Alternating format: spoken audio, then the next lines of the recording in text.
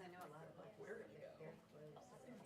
Oh my god, we're like working like take me anywhere. Right. But yeah, it's gonna get.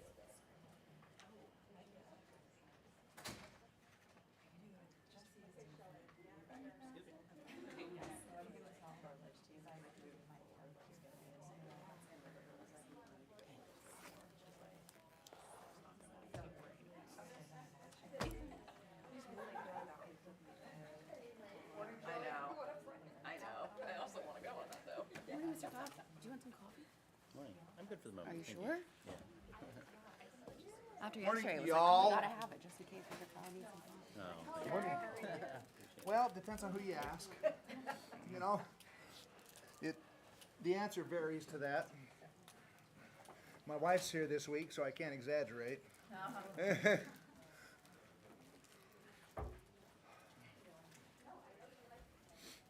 How you doing?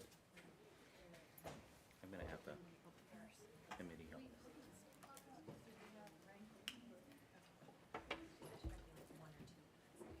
Okay. Oh, are you? Yeah, Shelley's right out there. Oh, she is. Yeah. Good. She's getting coffee. She's trying to wake up at 9:30 in the morning like me. I was applauding myself. When I go to bed at 6 o'clock in the morning, 9:30 rolls around relatively early. Oh no. Well, I actually go. Partying last night? I actually go to bed about 12, and at 12:30 I get back up and read for about 4 hours because I can't find a way to sleep. It's cruel. It's a cruel world.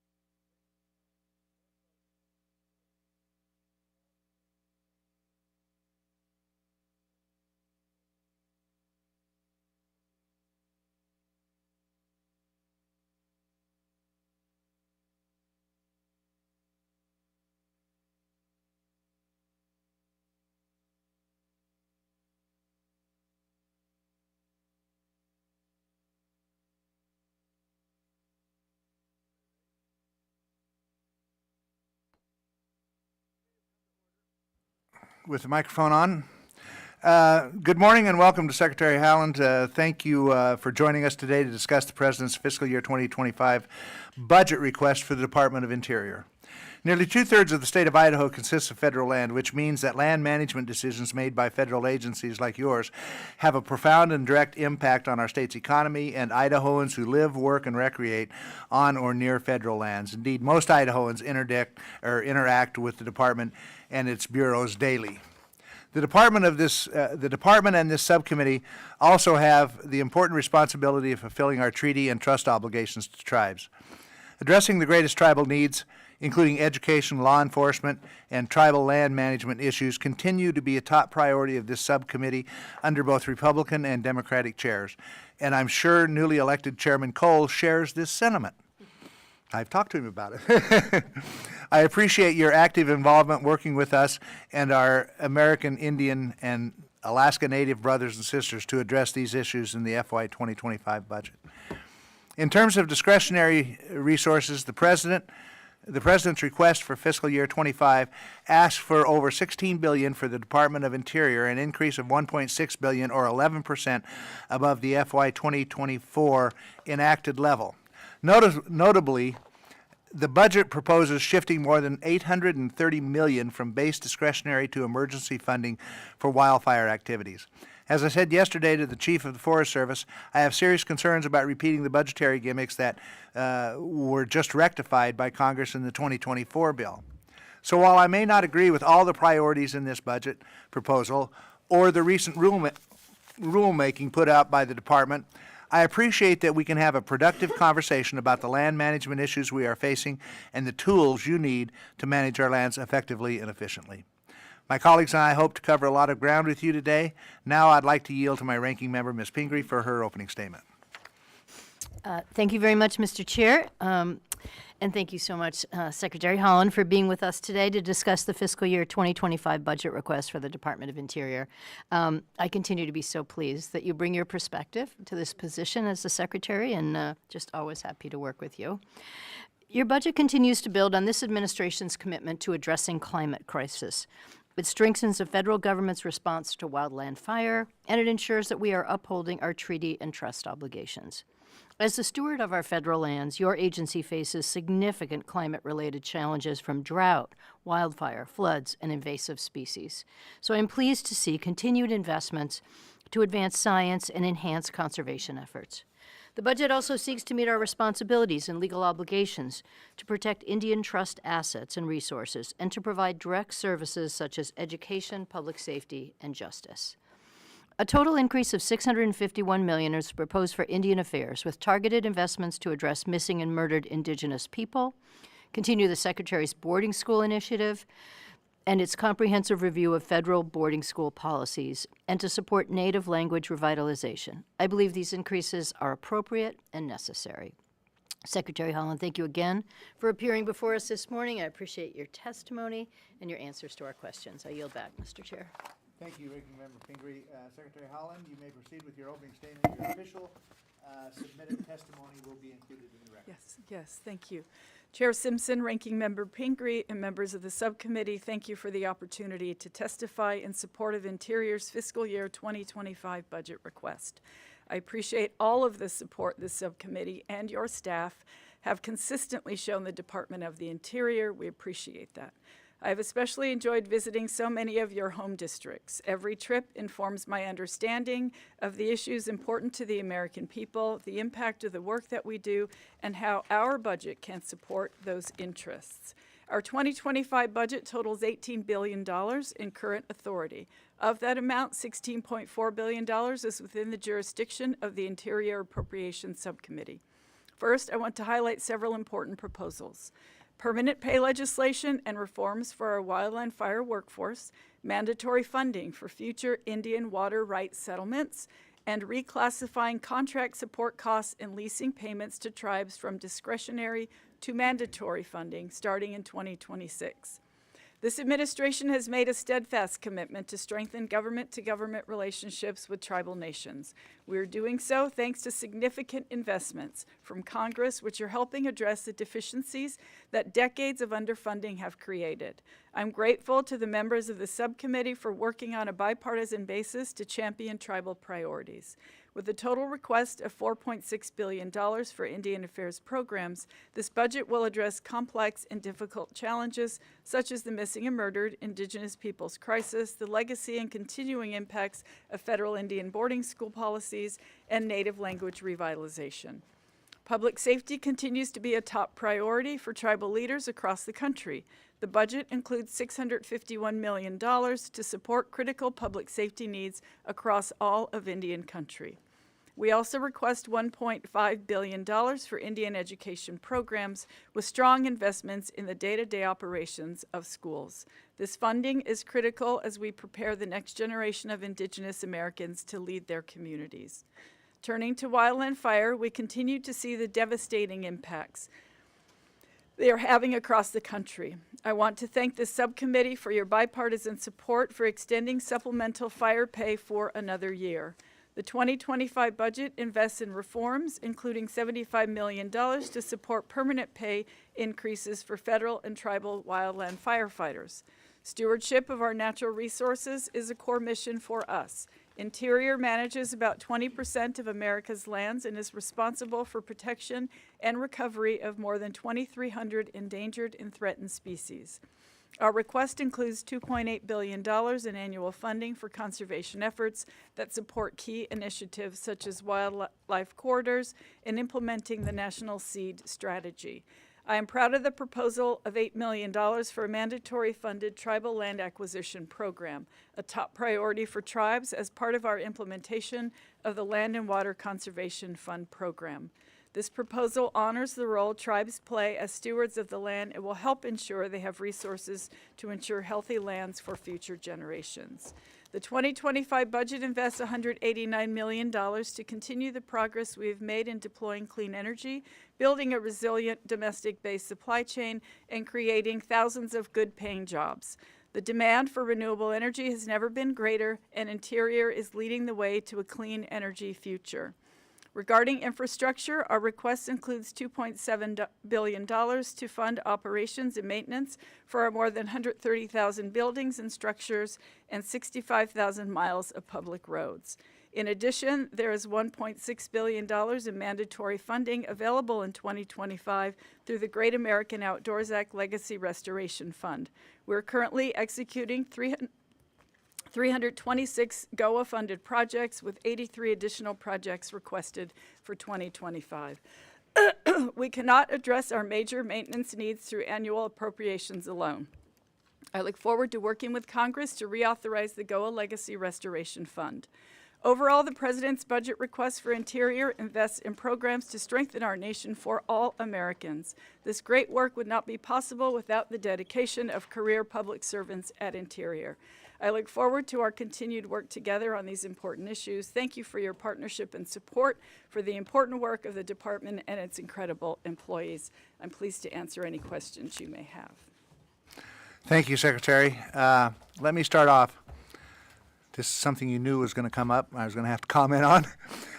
The proposal to build a 400-turbine wind-generating facility in Idaho's Magic Valley has been met with almost unanimous opposition from local residents. These would be the largest wind turbines on land in the United States. They are taller than the Washington Monument. They're taller than the Seattle Space Needle, 400 of them. I have yet to talk to one Magic Valley resident who supports it. As the voice of my constituents, I have been a very strong local opponent of the Lava Ridge Wind Project and have advocated for the Bureau of Land Management to listen to Idaho's concerns. To force the BLM to slow down and acknowledge the concerns of impacted communities, I included language in the 24 appropriation legislation stopping the project from moving forward until BLM consults with local elected officials and stakeholders on actions, alternative actions to reduce the impact to wildlife, cultural resources, and other assets. Can you walk me through what the agency has done since the enactment of the 2024 bill to adhere to the requirements of the Idaho wind provision? What elected officials stakeholders have you consulted with since March 9th, and what feedback and concerns have they shared with you, and how do you plan to incorporate those concerns before moving forward?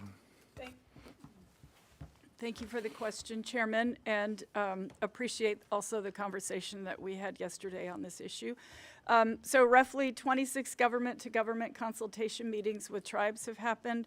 We've had at least 19 meetings with county commissioners from Lincoln, Jerome, and Minidoka counties, 14 briefings for members of Congress or their staff, 6 meetings with local organizations, 4 meetings with grazing permittees and other members of the agricultural community, 6 public meetings on the draft environmental impact statement, numerous engagements with Japanese American community, and many more. We appreciate your concern and your communication with us, and we're working to meet the direction to conduct additional consultations with local elected officials and stakeholders. This issue is not completed yet. It is ongoing. There is still more conversations and work to be had. And we'll obviously stay in touch with you as it moves forward. I appreciate that, and I appreciate the consultation with the local community.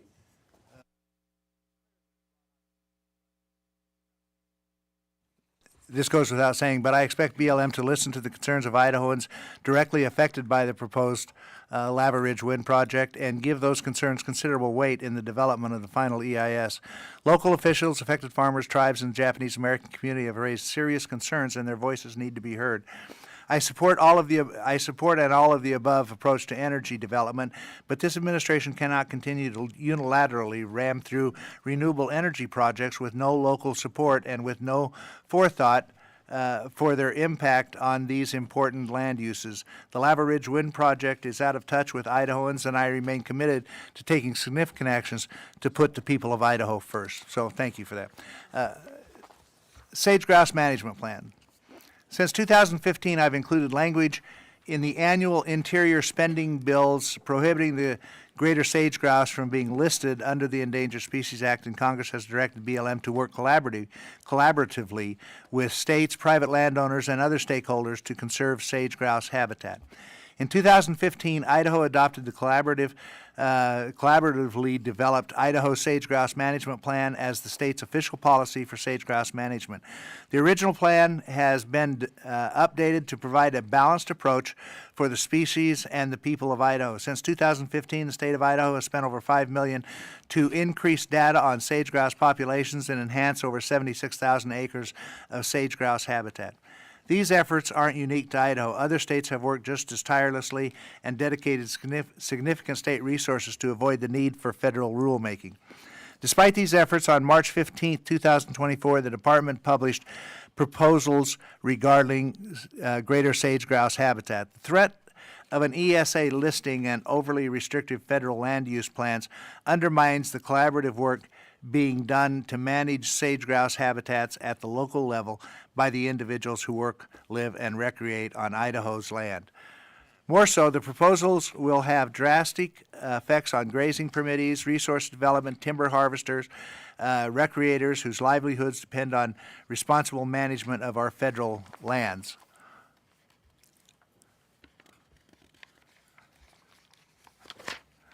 Question 1. And let me tell you how we got here, because people think that I don't care about sage-grouse and maintaining the fact that I don't want them to go to extinct or anything else. When this became an issue, former Secretary Salazar came to me and said, you know, what we need to do is have the states develop management plans. And so all of the states, the 11 western states, put together these collaborative efforts that included federal land management agencies, local ranchers, recreationists, others, stakeholders. And they came up with what they believed to be good state management plans that they could live with. And Idaho's plan was actually rated as co-equal with the BLM's plan. And we all know that you're not going to save sage-grouse habitat if you don't get private landowners involved, because a lot of the habitat is on private lands. And so they had an interest in this, and they worked very hard with the state and the committee to accomplish that. And now we come in, and I will tell you that and the reason I include language to not list them is that if all of a sudden you listed them, those people that participated in developing a sage-grouse management plan are going to say, I'm done, I'm out of here. And that's going to hurt trying to save sage-grouse habitat and stuff. So that's my concern with listing, and that's why I put the language in there that I have had. Is the department's position that a one-size-fits-all approach to conservation outweighs unique plans that consider and incorporate the specific threats to that locality? And can you explain the department's process leading to the necessity for this proposal, and what is the timing and plan for this proposal? Thank you very much, Chairman. And it's been my experience with the department that we value very much local input, state input. We feel those folks know better. They live on the land and they know things that we don't know. So we are transparent and very collaborative when it comes to that. With respect to the plan itself, we published a draft EIS for the Greater Sage Grouse Plan in March. The comment period ends this June 13th. We aim to complete a revised plan amendments by the end of this year, 2024. We're working with partners, with BLM identified specific greater sage-grouse grouse plan decisions to consider amending to incorporate new science. All other existing decisions remain in the plans unchanged, and DOI remains committed to reversing the downward trend in greater sage grouse populations on BLM managed lands.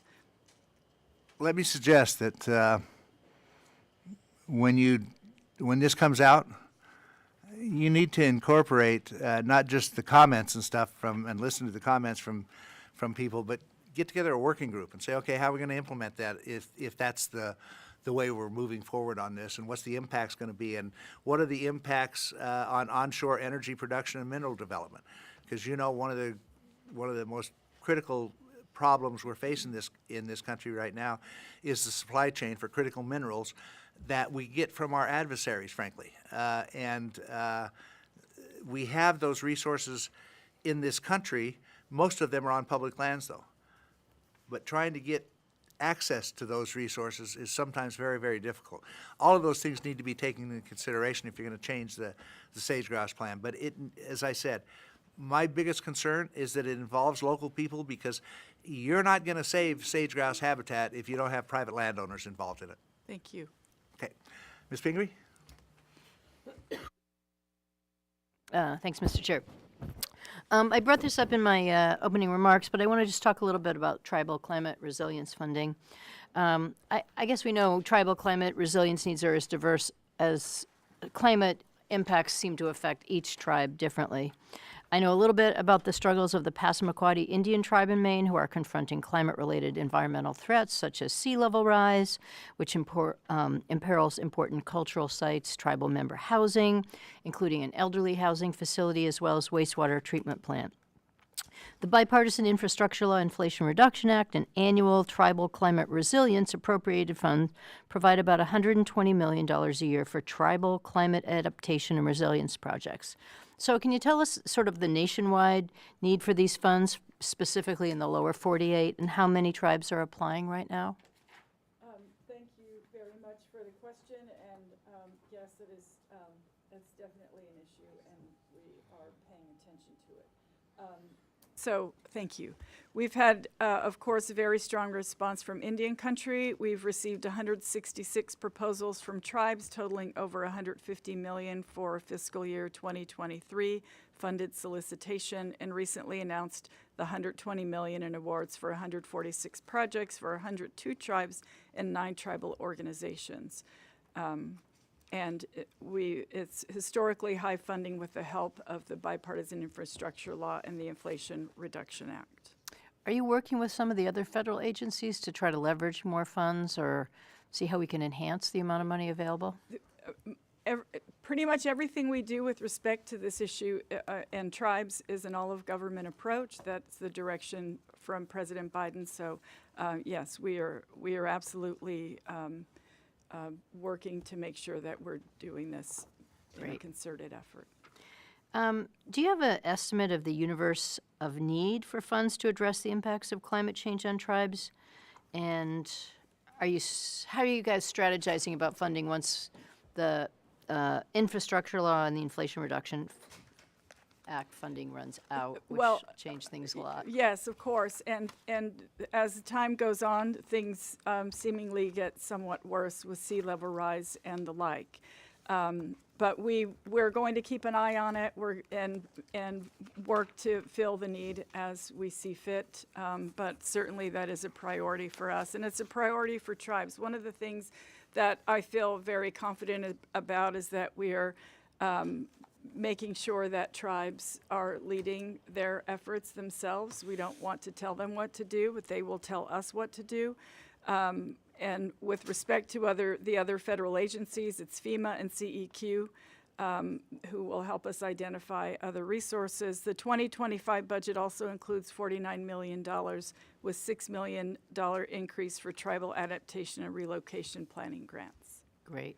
Well, thank you for that. I know we're all anxious to work with you going forward, because it seems like just what I've ascertained from one tribe in my state, that the need is significant. And as I said, we weren't even talking about Alaska when we talk about that, and that's just another big pool. Yes, one more? Yeah. So just one more other question right now. Last week, Acadia National Park announced that the park will be receiving $950,000 in funding from the Inflation Reduction Act to create a model for addressing climate change vulnerabilities of coastal archaeological sites, collections, landscapes, and ethnographic resources, something we have a lot of in Maine, including in my own community. Acadia will be using the two-eyed seeing model to meaningfully integrate indigenous knowledge with Western science. The project will build on 15 years of consultation at Acadia National Park, St. Croix International, Island International Historic Site, and Roosevelt Campobello International Park with the Wabanaki tribes. This is just one example of the amazing work the Inflation Reduction funding will support to prepare parks across the country to be resilient to climate change. The National Park Service just announced projects to be funded by the full $195 million. So could you just tell me, I know a little bit about what's going on in my own state, but I'd like to know what other types of work are going on and how the funding will support the work across the park system. Yes, thank you so much. We have been extremely proud of the work we've been able to do with tribes. I appreciate you mentioning indigenous knowledge. We believe very strongly that that is science that we all need to pay attention to, and it is really helping us to steward these lands. Our tribal co-stewardship agreements across the country, we've signed probably 200 of those, and there's probably 60 more that we're working on to ensure that we're not missing anything, because tribes have the experience. And as you know, yes, more than 1/3 of coastal parks are at significant risk from sea level rise, coastal erosion, and storm surge that's happening on all of our coasts. The NPS budget includes $4 million for additional climate vulnerability studies and $2.5 million for climate-related natural resource projects at the parks. Both of those investments could help the National Park Service make progress in addressing climate resiliency. We'll keep our eyes on that and continue to work as needed, and certainly bring tribes into the fold when it comes to how we steward those lands. Great. Thank you so much for that work. I'll yield back, Mr. Chair.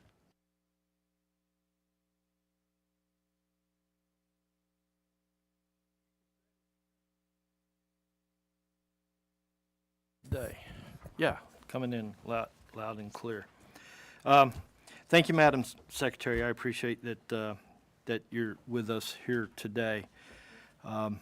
Under your watch, on September 16th, 2022, the U.S. Fish and Wildlife Service issued a rule that included a ban on traditional ammunition, and later took additional steps to further ban traditional ammunition.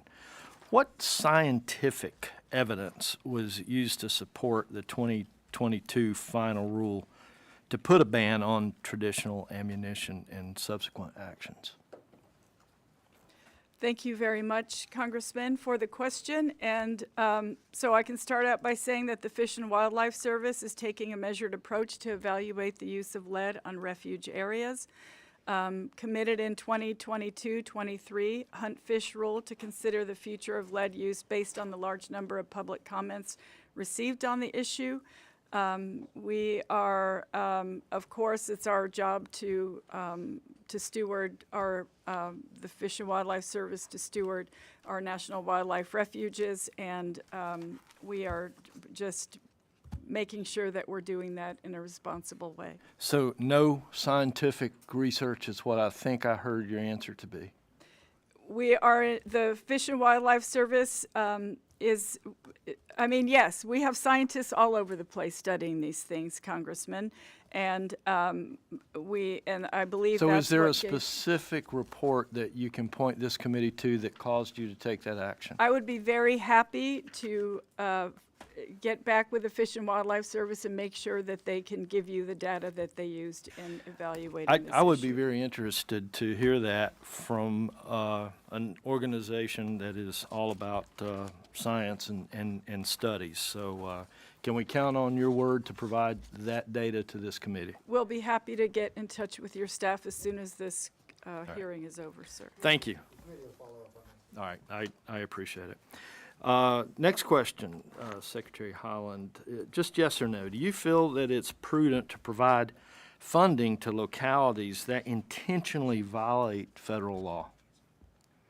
I'm not quite, I don't understand what the question is. Real simple. Should we provide funding to entities or localities that intentionally violate federal law? Could you be more specific, sir? Yeah, I sure. don't know. Do you feel like it's prudent to provide funding to localities that intentionally violate federal law, any federal law? I couldn't answer that question unless I knew the specific issue. I mean, there's a that whole you're host of talking about. federal laws. Would you But- not expect local? But of course, we follow the law, Congressman.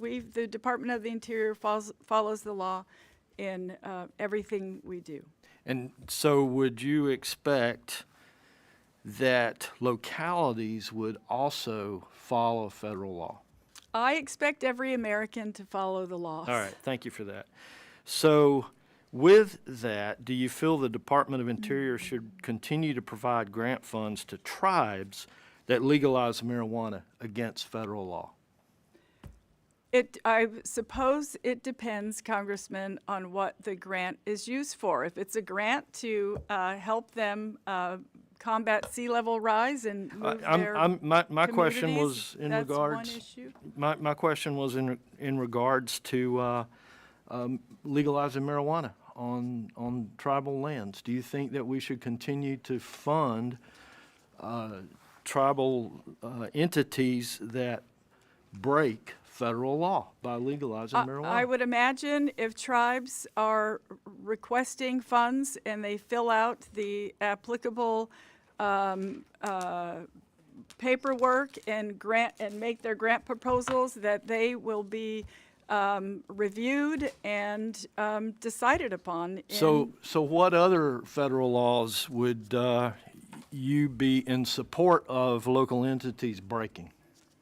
Congressman, I'm not in support of anyone breaking any laws. Okay, and so you would not, I think by virtue of that answer, you would not condone continuing to fund local entities that break federal law. And I would also point, Congressman, that the Justice Department is the department to handle any issues of law breaking, and if we're happy to move to point in that direction if you'd like us to. I'd just like to interject and let you know my opinion on the topic. There have been several studies from the National Institute on Drug Abuse that have linked heavy marijuana use to lower income, greater welfare dependence, unemployment, criminal behavior, and lower life satisfaction.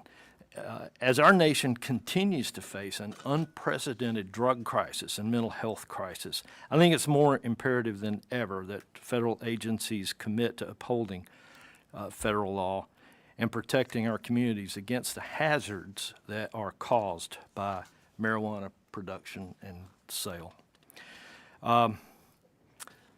Next question. I don't know if I want a clock or not, Mr. Chair. The president's budget includes almost $32 million in cuts to the payment in lieu of taxes funding and requests to transfer those funds from general provisions, which would provide full funding, to an appropriations account. Can you explain why? Thank you. Yes, we will. If you give us just 1 second, please.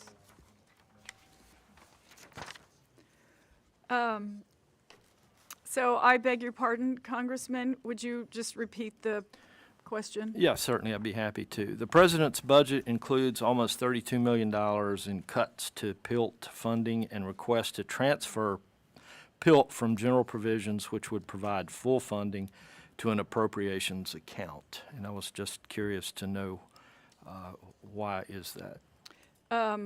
So what I can say is that we remain committed to PILT while balancing the needs in a constrained budget environment. The budget first funds ongoing operations and services Interior provides directly to the public, And the budget takes reductions in several grant and payment programs, including PILT. The 2025 request will likely be short of the final formula-driven authorized level. It isn't unusual or unprecedented for the request or even CBO scoring to fall short of the final payment. So we'll continue to do the best that we possibly can. Thank you, Madam Secretary. I appreciate that. I'd just also like to interject that the Department of Interior's constant fluctuation in funding accounts and levels means that counties with a large federal acreage, like most of those in my district in western North Carolina, are continually facing uncertainty and stuck in ongoing funding battles. I'm particularly interested in reevaluating the complex PILT funding formula and providing greater certainty to communities to better eliminate the negative fiscal impacts that federally owned land creates.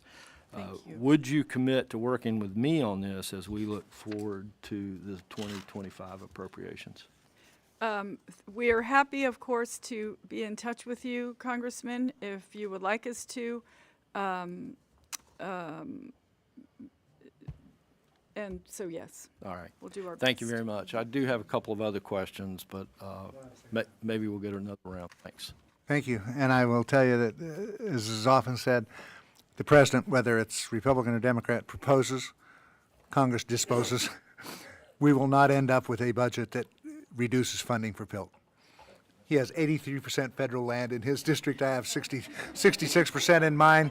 I don't see the support for that. But there's also a habit that I've noticed with, again, Republican governors, Democratic governors, or presidents, either one, is that they sometimes reduce the funding for things in their budget proposal that they know are important to Congress because they know we're not going to allow that to happen. So then they can put resources into something else. So that's a game that's always played. Anyway, Mr. Kilmer.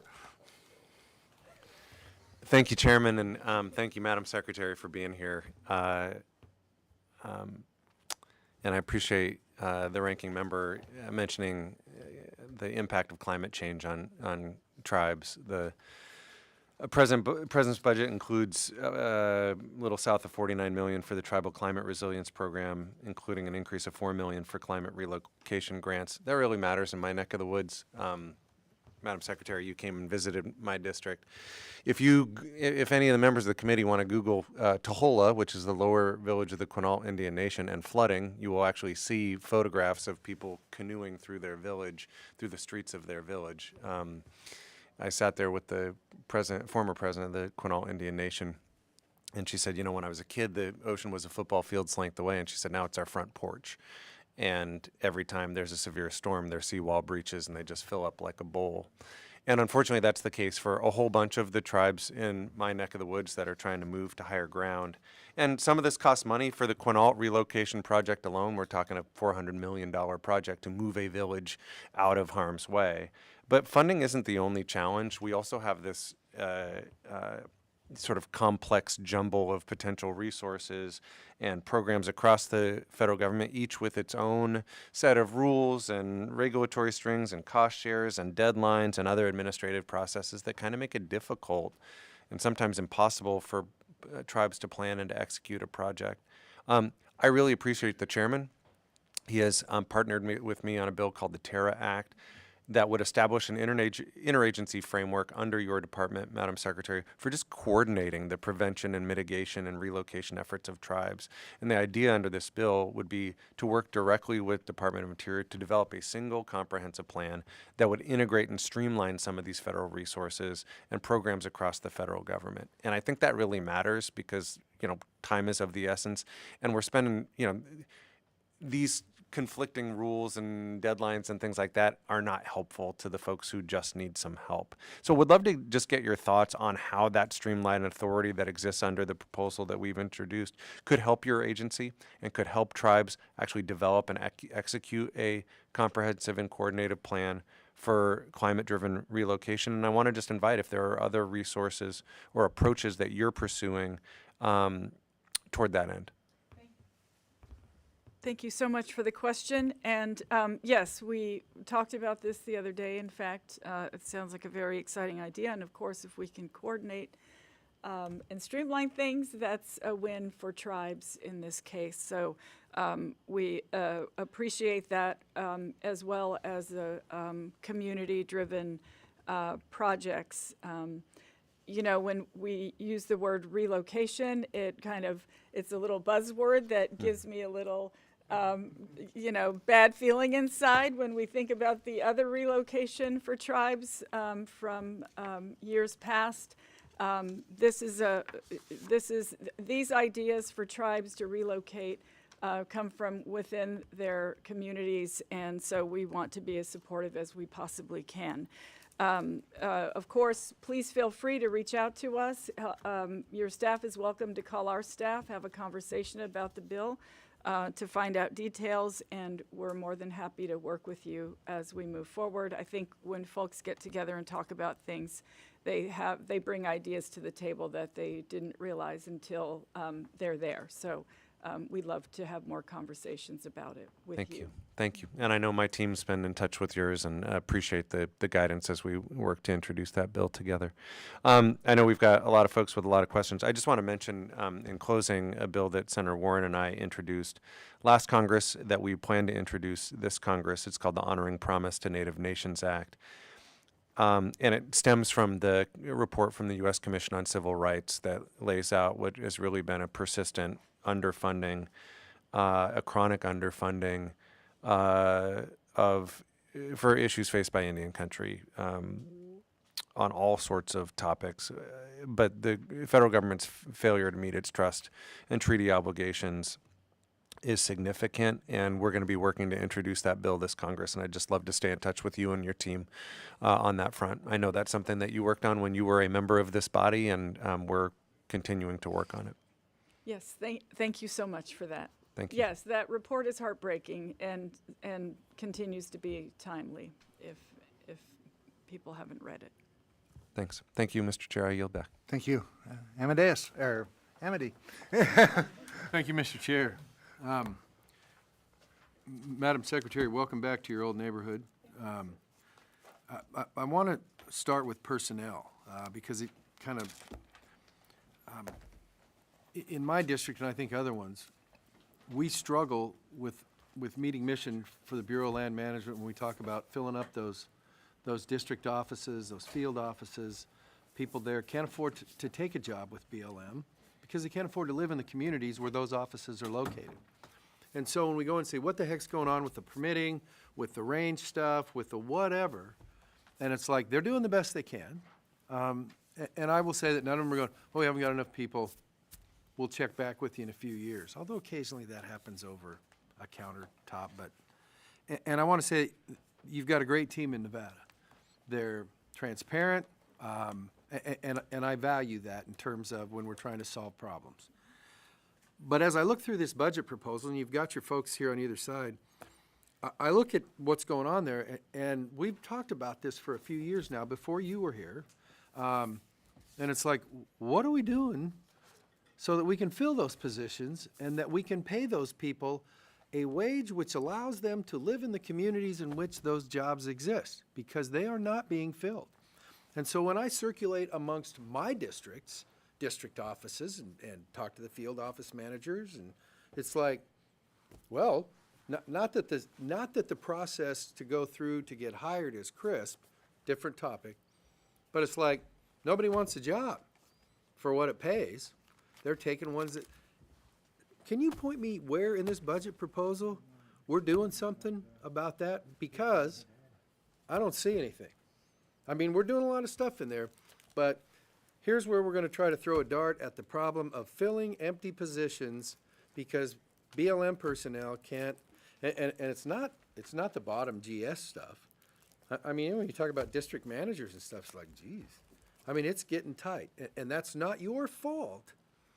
But I see the agency over the last 10 years doing nothing. Please tell me how full of you-know-what I am. Doing nothing to address that. There is no leadership message coming through the budget process to these people, in my opinion. Thank you very much for the question, and thank you for recognizing the issue about housing and so forth, that is something that we care deeply about, are working to get our arms around. Let's see, we appreciate also the committee efforts to avoid significant staffing impacts in 2024. What I could say is that DOI's work is staff intensive. It's public facing in 2,400 locations. Staffing went up last year. Now we're close to 60, it went up by 2%, so we're able to hire 2%, 2% closer to where we needed to be. We're close to 63,000 FTEs. That's department-wide. I know you're particularly speaking of the BLM. So I wish I could tell you specifically what you need to know. We'll have to follow up with you on that. However, we appreciate knowing your concern, and we'll zero in on something that you can get your arms around. But we know that we know that we need to make sure we're paying attention. Well, and I appreciate that. Full disclosure, I will be trying in a responsible manner through this committee's work process to, as we go through that budget stuff, to say, is there some way we can provide a proposed solution? I will be contacting your folks so that it's not like, hey, nobody made you a doctor and your cure stinks or something like that. But I just think the status quo has been the status quo for too long, and I don't see anything changing. So thank you for that. Now I want to talk a little bit about fuels, because it touches on a whole bunch of other things. And I know there was some money for fuels in one of the President's Infrastructure Act or something like that. But as we talk about sage hen and we talk about fire suppression and how we pay those folks and all that other sort of stuff, I'm looking at what we're doing in BLM for fuels reduction as a regular thing, because the Infrastructure Act money isn't ongoing. It will run out. And so as we talk about, do we really care about greater sage grouse or bi-state or any of that stuff? And we're sitting here going, and you've said, and I think it's accurate, hey, the populations continue to drop.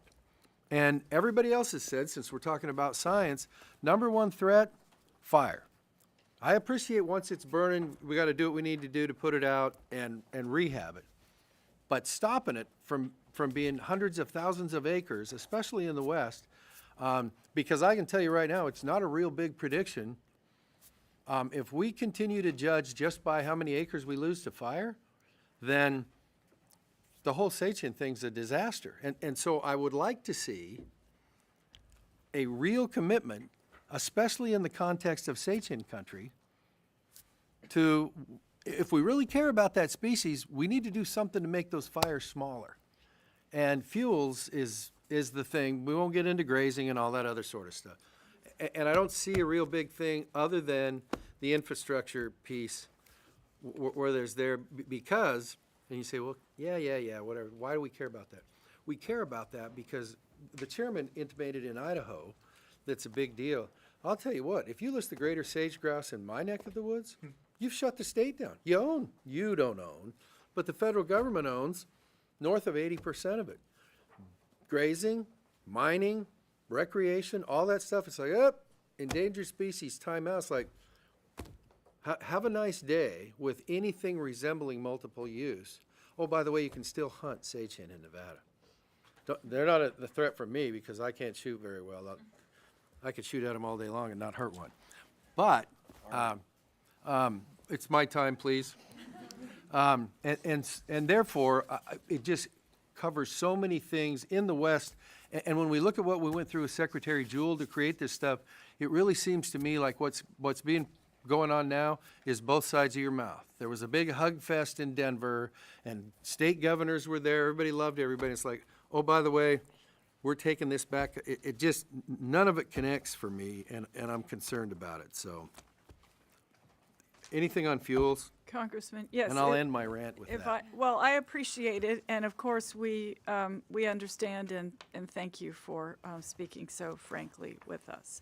As far as fuel goes, $288 million for fuels, that's $74 million above 2024 enacted. and it includes $25 million in base supplemental pay increases for firefighters, together with bill funds that will treat 1.8 million acres in 2025. And I appreciate that. And- I would just say this. If we're really worried about that species, then maybe that ought to have some targeting language in it. In other Thank words, to you. avoid a listing. Thank you for Or that. at least do what we can. Thank And the you. other side of that is rehab language, because if we don't talk about, if we don't start at Fish and Wildlife about talking about what we're doing to rehab and put that into, if we just look at what's burned, that's a self-fulfilling prophecy in the West. Yes, I understand. And we do want to, we don't want to have big, huge fires that kill everything. We understand the need to prevent them in the first place. And especially in light of climate change, it becomes a super important issue. Thank you, and if there's anything to yield back, I yield back, Mr. Chairman. Oh, you passed that a long time, no. Mr. Zinke? Well, thank you, Mr. Chairman, and Madam Secretary, welcome back. You know, as a secretary, obviously, you get used to big issues like public lands and access and climate change and et cetera, the big issues. But occasionally, smaller issues come up. And one small issue has come up in my district, which is very concerning to me, and it may tip other concerns. So, Madam Secretary, are you aware of a local minor baseball team called the Glacier Riders? Range Riders? Well, are you aware that your department's litigation over the Glacier Range Riders logo, are you aware that your department is litigating over their logo? Congressman, I believe the name changes go to the Board of Geographic Names. Nothing to do with name change, it's a logo. Are you aware that your department is in litigation? I Yes or will no, be- ma'am? No, I'm not Okay. aware.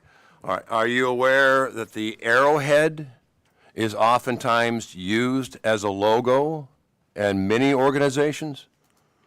No, I'm not aware of that. Well, let me give you an example of an arrowhead being used in logos for those Kansas City guys.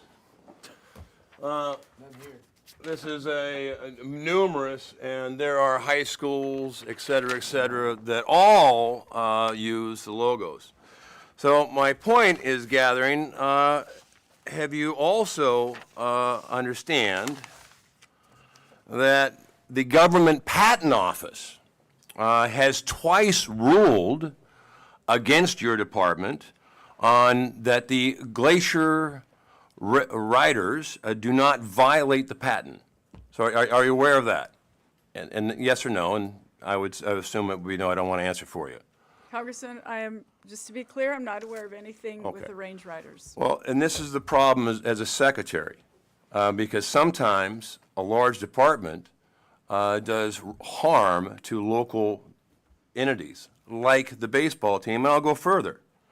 I'm going to read a missive from your attorneys sent to the baseball team after the U.S. Patent Office said twice that it's not a violation of the logo. So what you demanded was a sample of each label, tag, sticker, container, package, box, packaging insert, point of sale display, and brochure ever used, sold to be considered for use or sale, bearing the Range Riders logo. To be clear, the request would also cover production of each and every item sold, contemplated for sale, as well as packaging. Do you think that that is a reasonable thing to ask of a Glacier minor league Range Riders baseball team? Congressman, I am not allowed to comment on ongoing litigation. Well, I'm allowed to comment on this, is that your budget has requested more funds, significantly more funds. And yet, that action has resulted in at least $500,000 of expenses to a minor league team that's just trying to throw a pitch. But when you ask me for more money, and yet you prioritize this, I'm going to question it. And it's my right and my duty as a congressman to question it. So now I sit in appropriations, and I'm not being hard on you, I'm being serious. I'll sit in appropriations, and that budget's going to be scrutinized. Lastly, our discussion, secondly, over climate change. You have pointed out that you use science, and when I was secretary, I had the honor of making sure my director of the USGS was an astronaut and had a PhD in geology. So you talk about sea level change in science. Have you ever read the multi-agency Department of Interior Climate Change Report dated 2017? No, I haven't. No. Madam Secretary, I would suggest you read that. Thank because you, it came from your department. And in that, have you ever heard the term glacial isostatic adjustment? I have not. Okay. So glacial isostatic adjustment on the East Coast is because we had glaciers, large, thick, heavy glaciers on the plate to the north in Maine, all the way down to Jersey. So when that plate moves and you have the glaciers on it, and the glaciers are removed over time, there's an isostatic adjustment. So if you read that report, it would have talked about it. It also would have talked about sea level rise versus depression. And I know you're probably not aware, but the sea level rise fully compensated for also the shift, the sinking, is about 1 millimeter a year. That would be in the report. Mr. Chairman, I yield back. Thank you. Mr. Elsie? Thank you, Chairman Simpson and Madam Secretary, for being here. I'll get right to the questions. Over the last several decades, the Gulf of Mexico has been a multi-use basin. However, the Bureau of Ocean Energy Management recently published its Notice of Availability of the Area Identification, or Area ID, for the proposed Gulf of Mexico lease sales 262, 263, and 264, and is already potentially excluding blocks for the not yet finalized Gulf of Mexico Rice's Whale critical habitat, potential wind energy area blocks, sand sediment resources area blocks, and topographic blocks.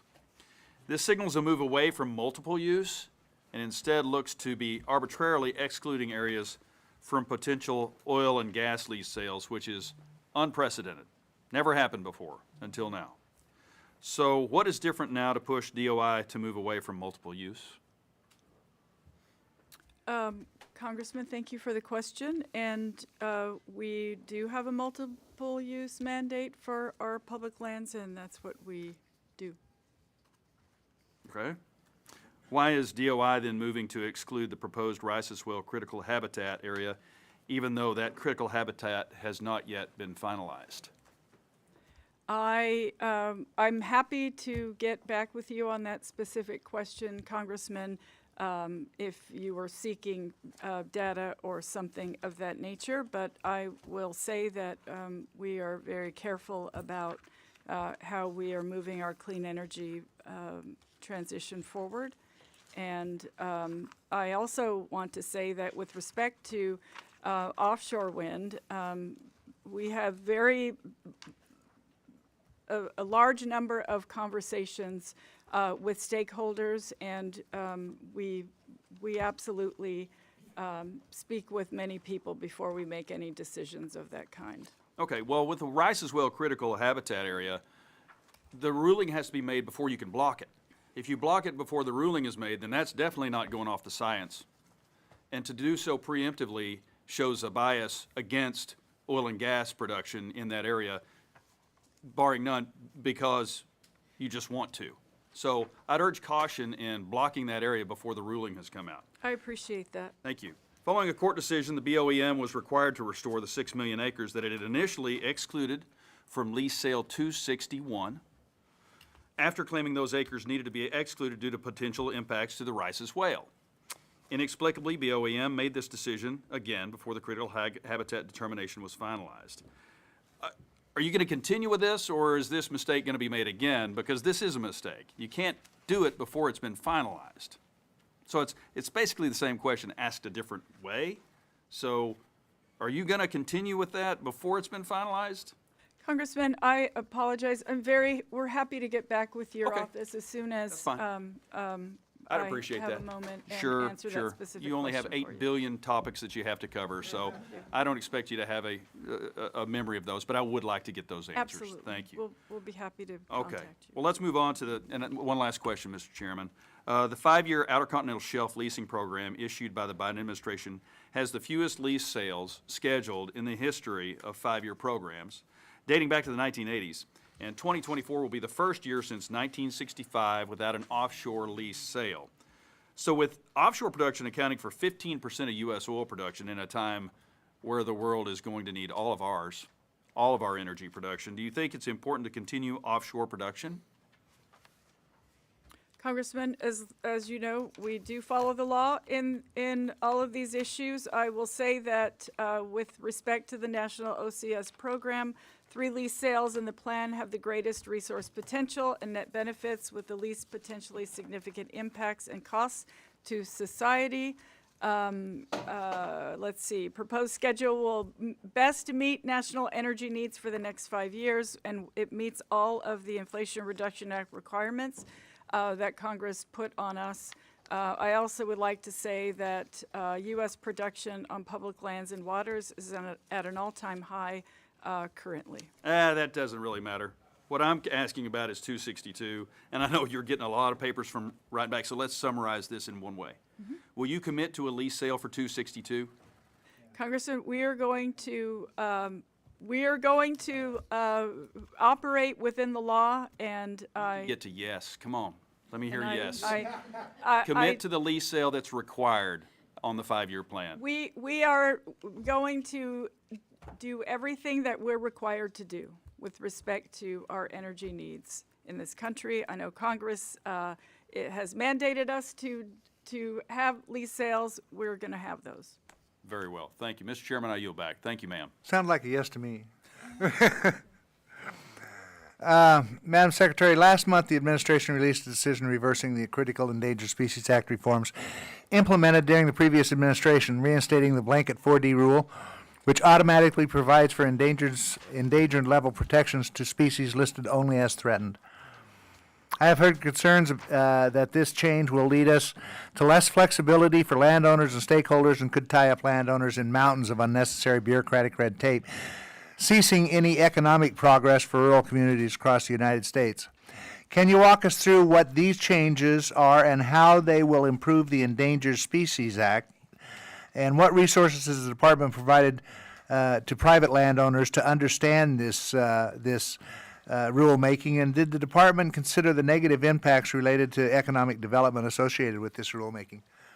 Thank you, Congressman. So the Fish and Wildlife Service finalized 3 rules to restore protections for species in their habitats, strengthen processes for listing, designating critical habitats, and consultation with federal partners. The changes do not further impede on private landowners' rights. Rules are not expected to change the number or frequency of listings and delistings, the total amount or area of critical habitat designated, the rate or frequency of Section 7 consultation, or the resulting conclusion. The rules do provide clearer, straightforward regulations to recover listed species and protect critical habitats for Section 7 consultations, species classification, and critical habitat. And there is a separate rule finalized to encourage participation in voluntary collaborative conservation with resource managers and landowners. I know that we are always in contact with stakeholders whenever any of these issues come to light. So I want to assure you that we operate in a transparent manner and certainly do welcome those comments. I appreciate that, but there's a difference in being in contact with local stakeholders and listening to local stakeholders. We listen. Two difference. We do listen. And because they ought to have some input in this, but it sounds to me like it's not going to change anything. If it's not going to change anything, then why the hell are we doing it?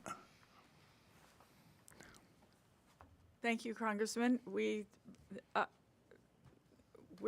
doing it because I think it will make things better.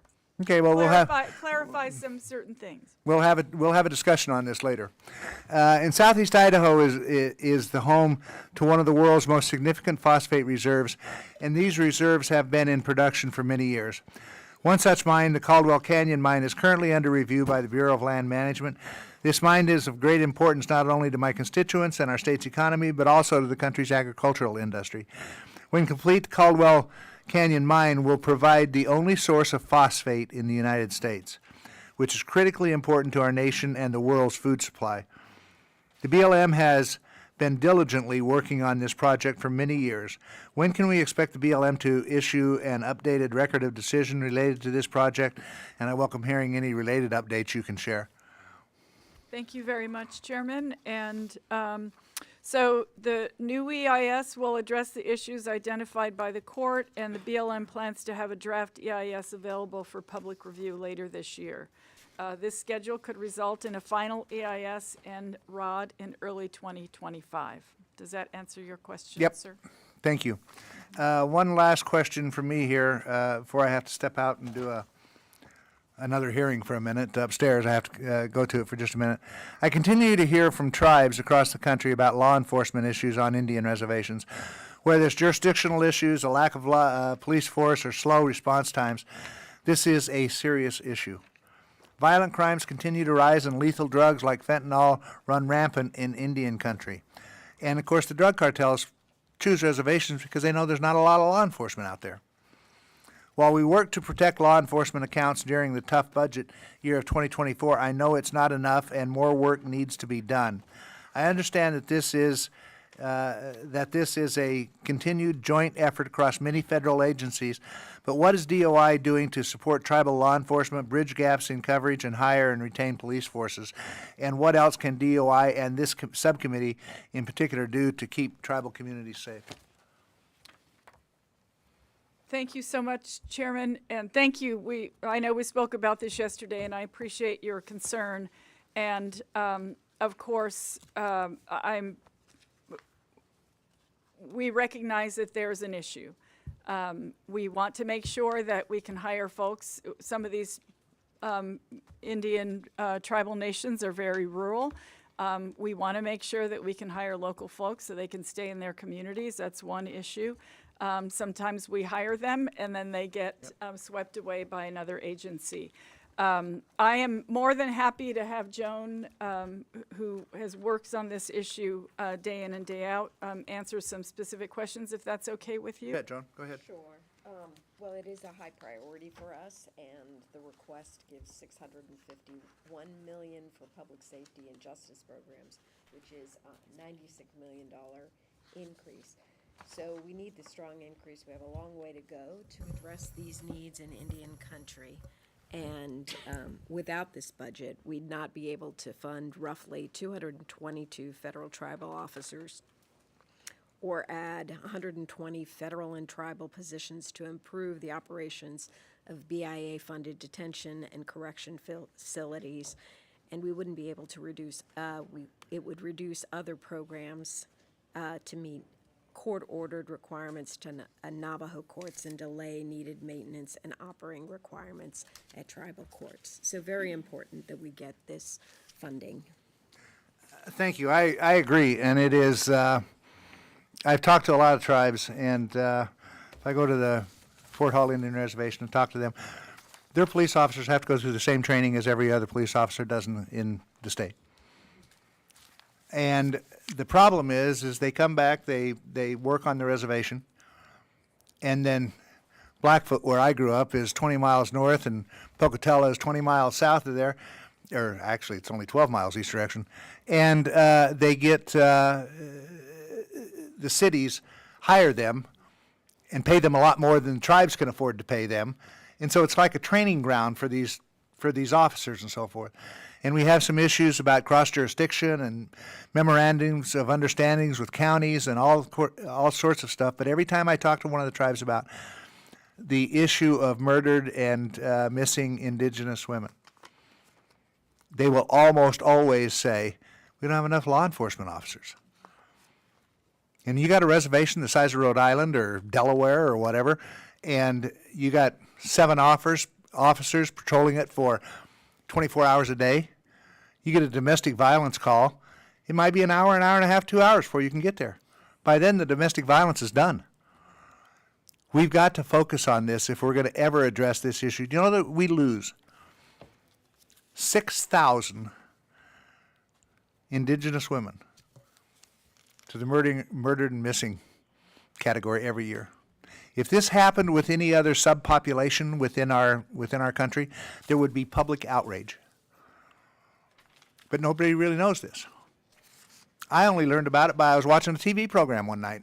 Came up and they discussed it with this lady from the Nez Perce tribe that is actively involved in it. We're going to hold a briefing on this this year on this subcommittee. And part of it is also getting the FBI involved because the FBI has jurisdiction on tribal lands and so forth. And sometimes it's hard to find an FBI agent. So we need to focus our attention on this, and we're going to definitely do that this year. So I appreciate it. Thank you. And I've got to step out for just a minute. And Mr. Zinke will take over for me for a few minutes while I run up and try to ask the question of the Army Corps of Engineers. Thank you. Thank you, Chairman. Good luck. Yeah.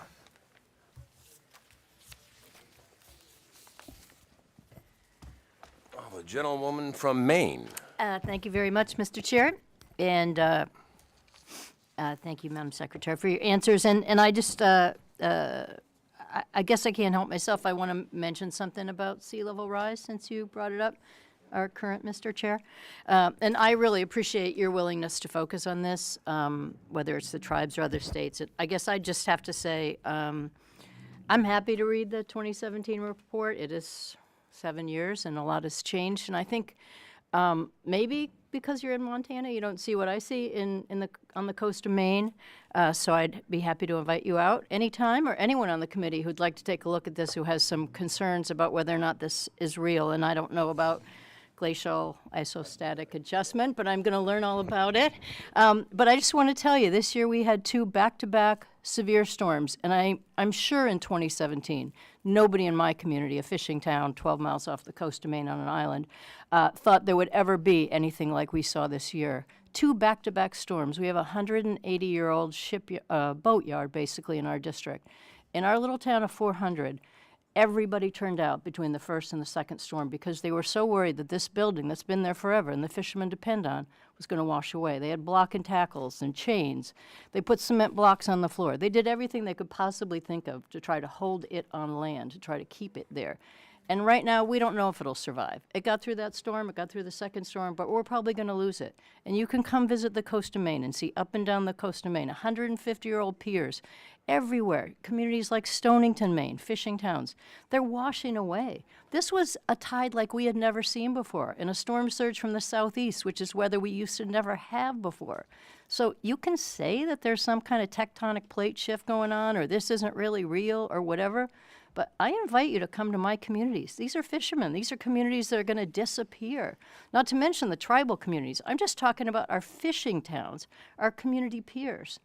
They're going away. This tide is higher than we have ever imagined could happen to us, and it's not even there yet. It's not even anywhere near what the maps say. Places that are peninsulas are going to turn into islands. Communities are losing their sewer systems, their infrastructure.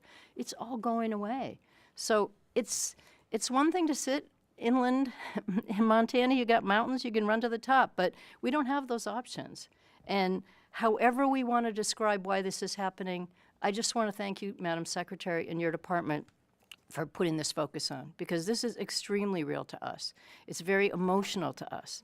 It's the end of so many of our communities, and we don't know where we're going to get the money to deal with all this. We don't know how we're going to move to higher ground when there isn't higher ground, or it's already filled up.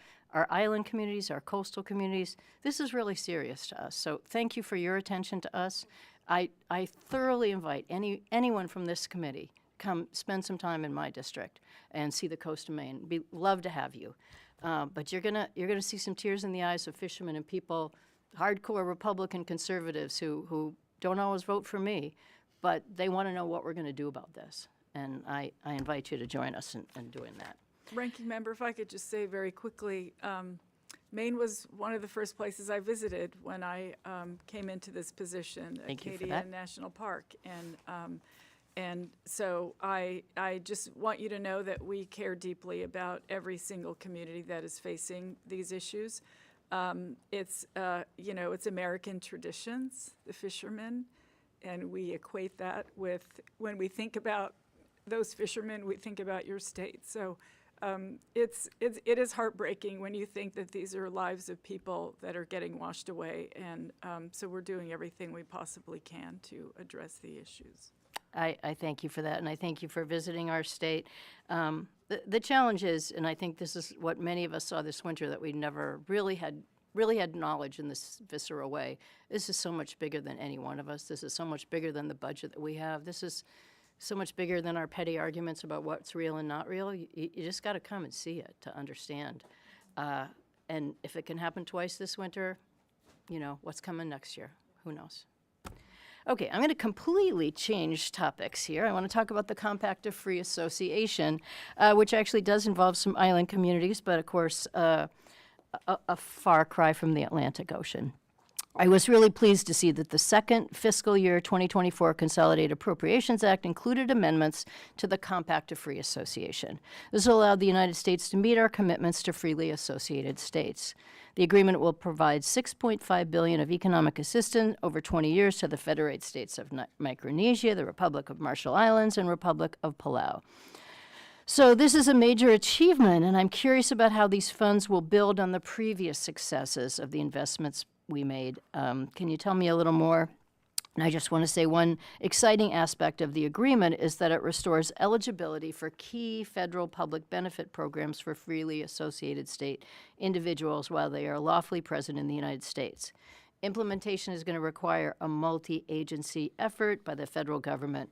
Will the Office of Insular Affairs help coordinate it with other federal agencies like USDA and VA in order to leverage your expertise? And I've had a chance to communicate with some of the principals in the country, so I know this is a pressing issue, and I just want to know how we can work together on this. Yes, absolutely. So thank you so much for your support. This was a long time coming. It took a lot of conversations, a lot of traveling, a lot of really frank and in-depth roundtable conversations with people to get this done. I was very honored to visit the Pacific, and I understand what this means to them. Thank you for mentioning the citizens lawfully residing in the U.S. issue. The new law also provides access to benefits for U.S. military veterans who live in the freely associated states, and they can now receive the benefits they earned and rightfully deserve. The DOI is working with the Department of State and other agencies to thoughtfully implement these changes, and we will continue to work with interagency partners to ensure COFA implementation, including the changes in allowable benefits, is as successful as the negotiations.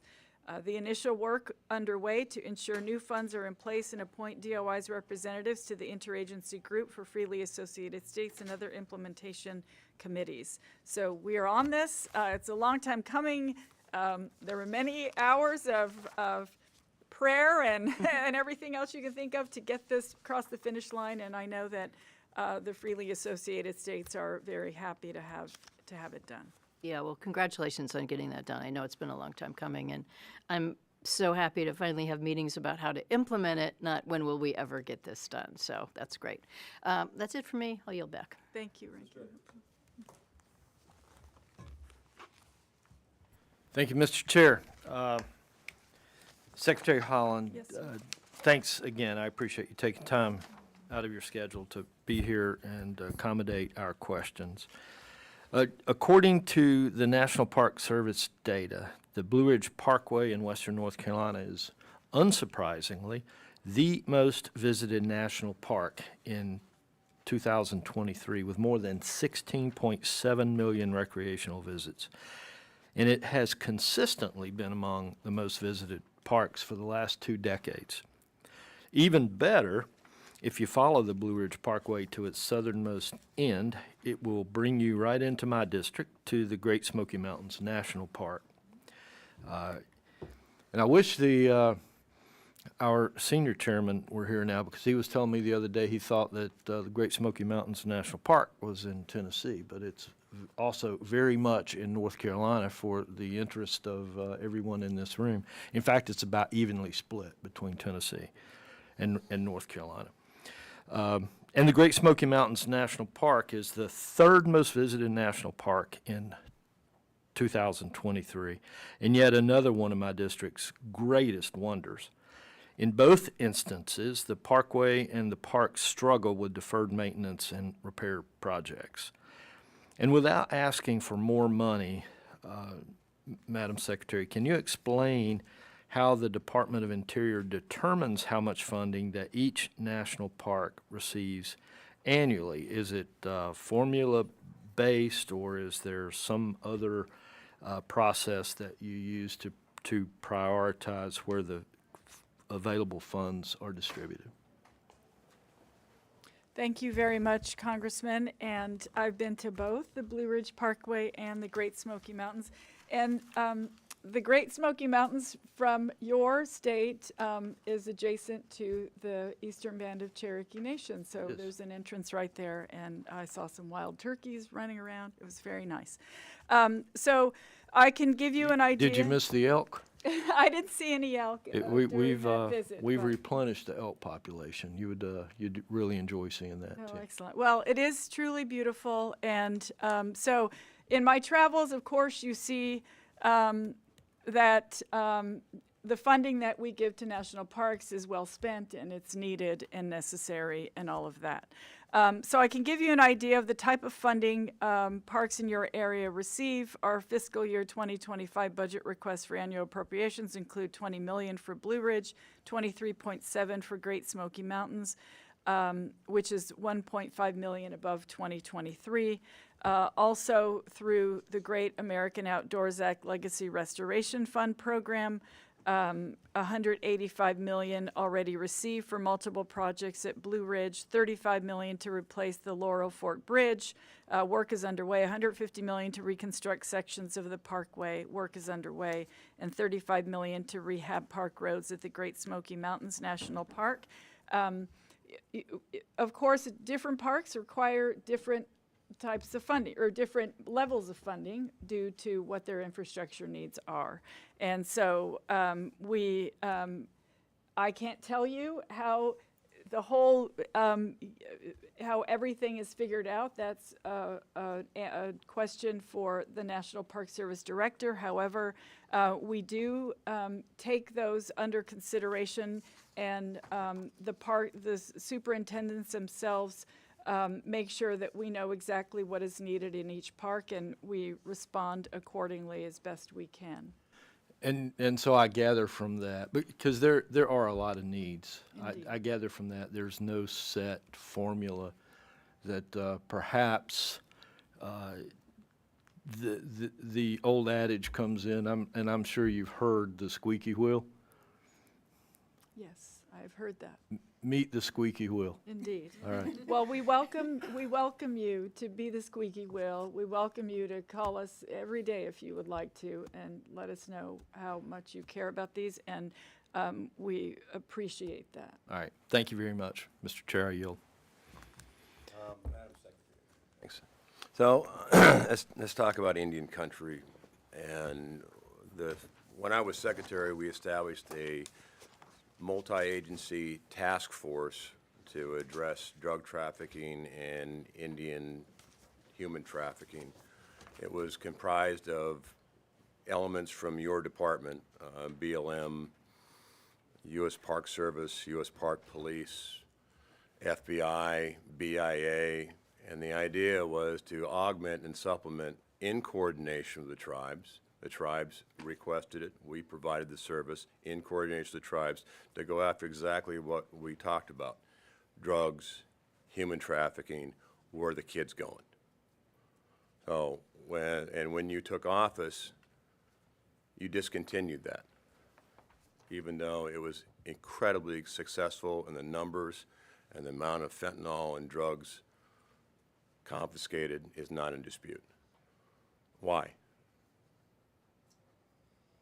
Congressman, I appreciate the question, and I recognize that perhaps we have different leadership styles. I appreciate your service to our Ask you country as directly, the was it Secretary of the Interior. Because it was a Trump administration?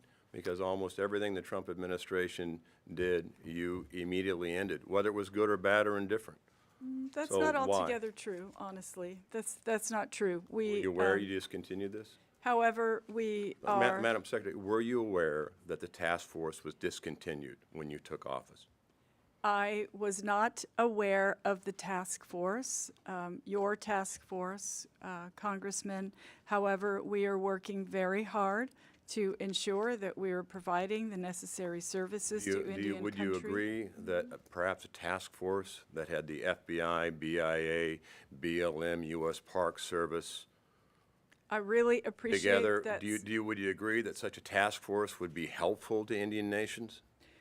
Congressman, would you like us to contact your office and I'm just have a asking you, do you think it would be conversation about helpful? this? I Yeah, you can't answer whether a task force with multiple law enforcement agencies in coordination with Indian country wouldn't be helpful in addressing some of the issue about drug trafficking, child trafficking, indigenous personnel missing or killed. I truly do appreciate that suggestion, Congressman, and we appreciate it. Well, let me, first of all, the science is the same in Maine as it is in Montana.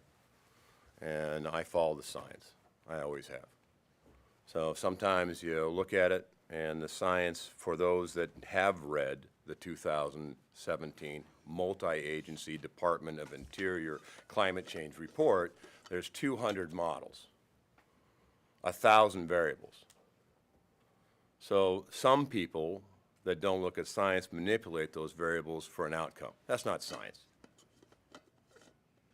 The science will say in Glacier Park, which the glaciers are melting, absolutely. I've been on the glaciers, eating lunch. I've witnessed the recede of the glacier. It started 10,000 years ago. Sea level rise has been the same for about 7,000 years, more or less. Hurricanes, the frequency. Madam Secretary, are you aware that the frequencies of hurricanes has neither increased nor decreased in frequency and number of times in the last 400 years? Every time a hurricane happens, Are you aware that the frequency has gone up or down, or do you believe it has? I'm just curious. I believe that the storms have gotten more intense, stronger storms than I will give you they that were data, and it's before. science. So do I agree that erosion and tides have an enormous effect on Maine and its beautiful coastline? Absolutely. Do I think that our older buildings are at risk? Because it is changing. And should we address them? Yeah, because there's buildings and structures that are absolutely worth saving in this country, and tradition is part of it. So I'll work with you, but science is science, and science is the same in the great state of Maine as in Montana. So with that, thank you, Madam Secretary, and if you would, I am going to scrutinize your legal department to see where you're spending. I think having to get a Major League Baseball team at $500,000 to spend money over a logo that has twice been ruled by the governing authority not to be a logo infringement, I think is atrocious. And unless I was sitting here, I don't think you would know it. And that's a mistake of us all. So, Madam, do you have anything further? No, thank you. But thank you for appearing. Thank you. Thank you for all taking the time to join us this morning. We look forward to being with you over the coming months. Questions have been no doubt delivered, and we would appreciate an answer in a timely fashion. This committee stands adjourned. Good to see you, Denise.